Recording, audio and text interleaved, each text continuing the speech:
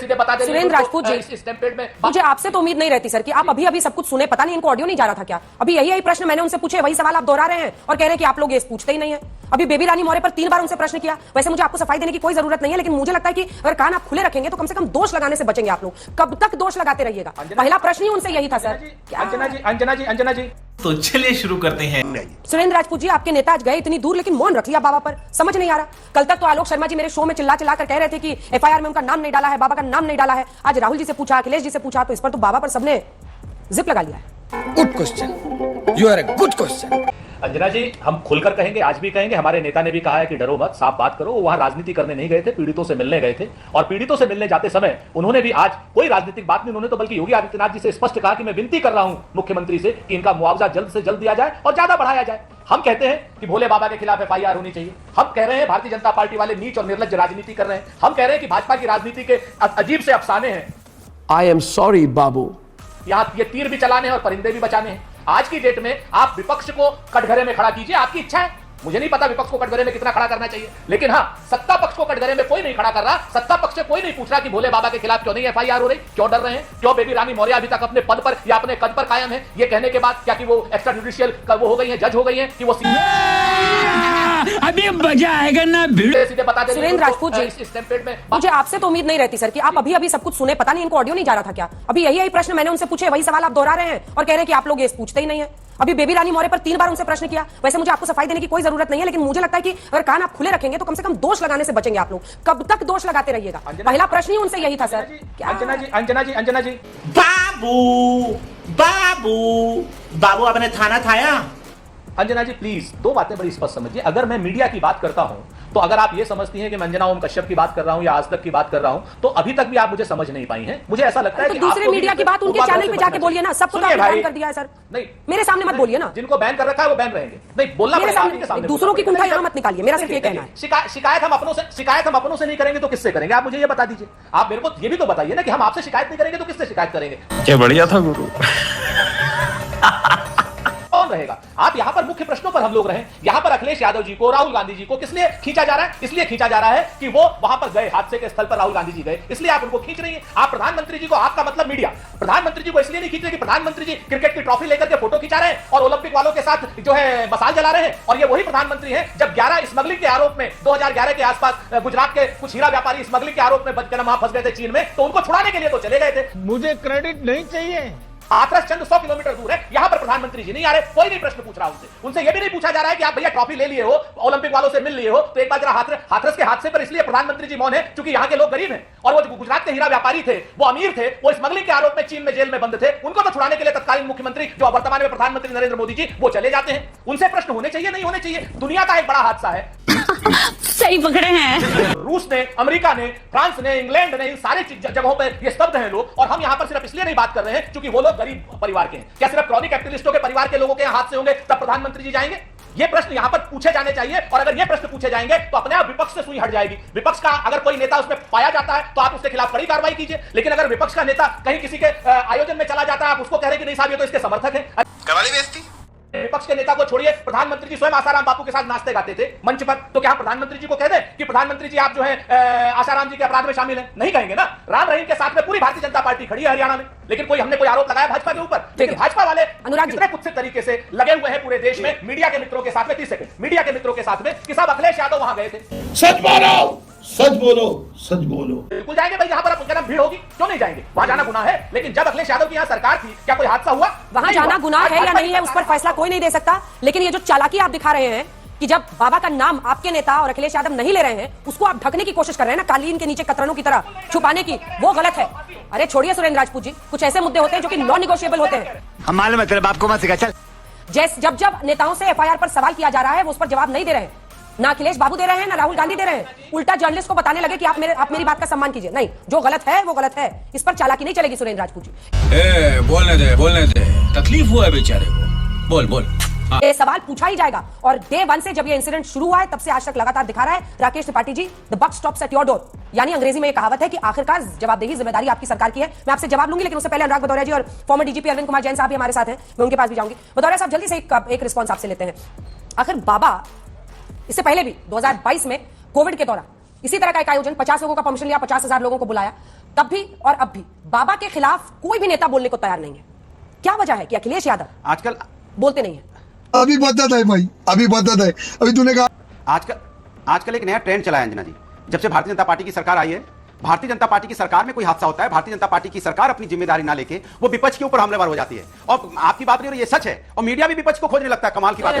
इतना बड़ा हादसा हुआ। गलत है मिस्टर भदौरिया, गलत है। अगर सारे चुप हैं तो हम बोलेंगे, 100 बार बोलेंगे कि सारे चुप हैं। बीजेपी वाले भी चुप हैं, कांग्रेस वाले भी चुप हैं, समाजवादी पार्टी वाले भी चुप हैं। ये जनता को समझ में आ रहा होगा।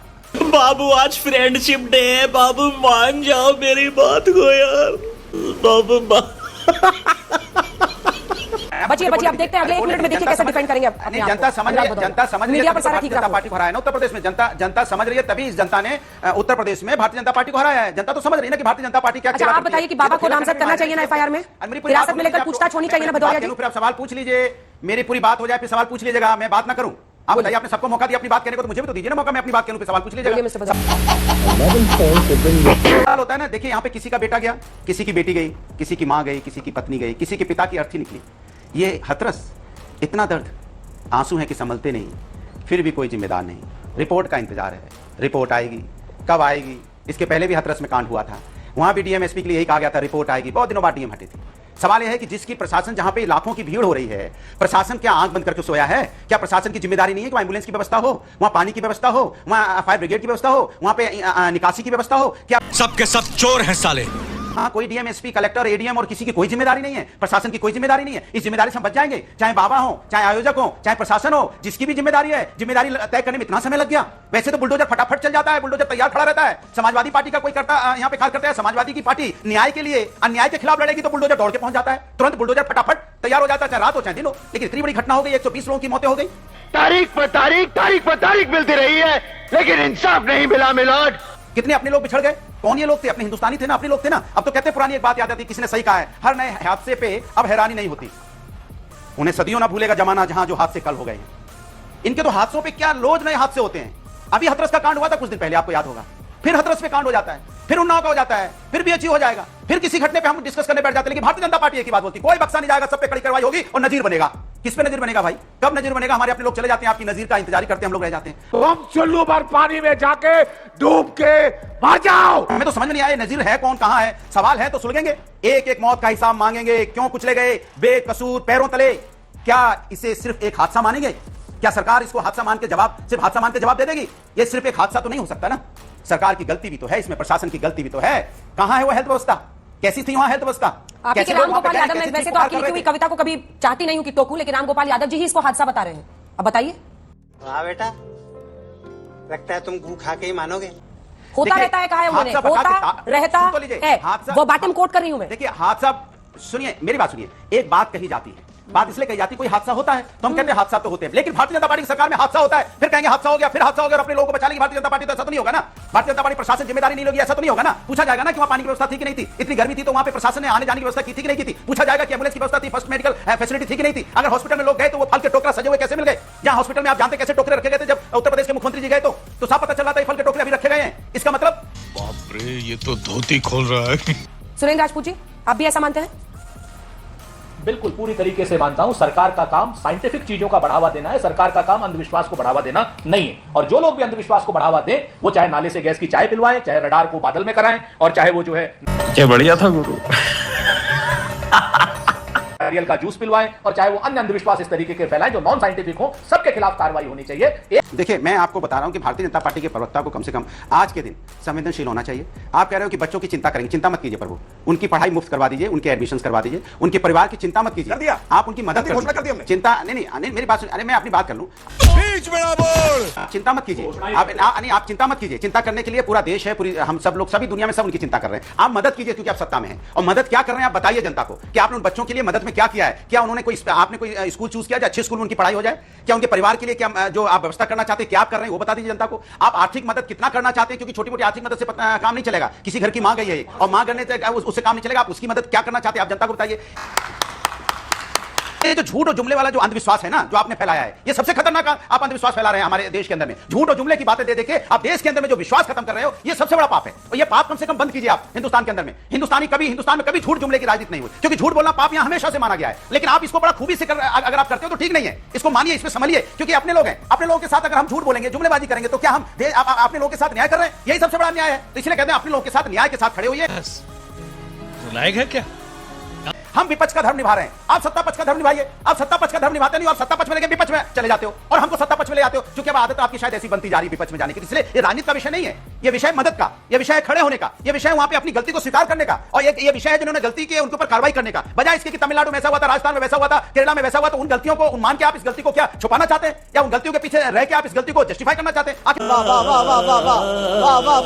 क्या चाहते हैं बता दीजिए। पूरी देश की जनता आपको सुन रही है, जानना चाहती है कि आप इतनी बड़ी घटना हो गई, 120 लोगों की मौतें हो गई, और आप उसमें मारने की बजाय विपक्ष में हमलेवार हो जाते हो। विपक्ष था वहां पे, क्या सत्ता में डीएम ने लगाया? विपक्ष कमिश्नर डीएम ने लगाया क्या? चीफ मिनिस्टर विपक्ष का है क्या? विपक्ष का कमिश्नर है, एडीएम है, एसडीओ है, सीओ है, विपक्ष ने पोस्ट किया क्या? बता दीजिए आप कि विपक्ष ने पोस्ट करवाया, तो कम से कम पता चल जाएगा कि विपक्ष के सिग्नेचर से वहां पे पोस्ट हुए हैं सारे पुलिस अधिकारी और सारे प्रशासनिक अधिकारी। कमाल की बात करके आप विपक्ष को जिम्मेदार ठहरा रहे हैं। ये जिम्मेदारी कब लेंगे आप? बहुत लंबा सवाल। कब आप जिम्मेदार बनेंगे? जवाब सुनिए। दूसरी बार जी, अनुराग। जिम्मेदार तो बनिए कम से कम। अनुराग जी, कि भक्ति और पागलपन में अधिक अंतर नहीं होता। सांसारिक दृष्टि से देखो तो भक्त पागल ही जैसा दिखाई देता है। और नीचे जो वो सब्सक्राइब का बटन है ना, उसको हिट करो।